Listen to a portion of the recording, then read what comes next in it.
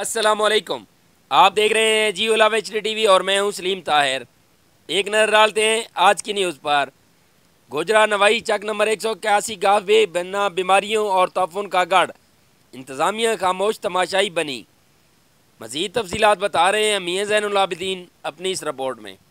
جی بالکل، گوجرا کے نواحی چک نمبر 181 گاہ بے کے رہائشی جگر، معدہ، سانس اور ہیپاٹائٹس جیسی موذی بیماریوں میں مبتلا ہونے لگے۔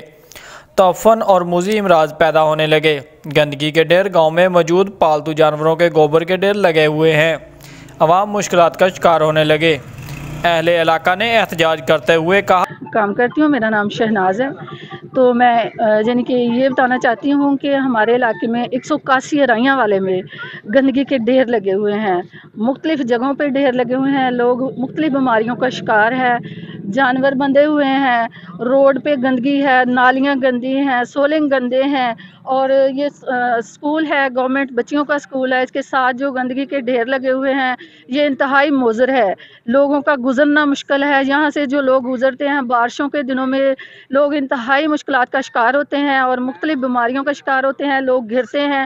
تو میری اپیل ہے کہ اس کی گندگی کو ختم کیا جائے۔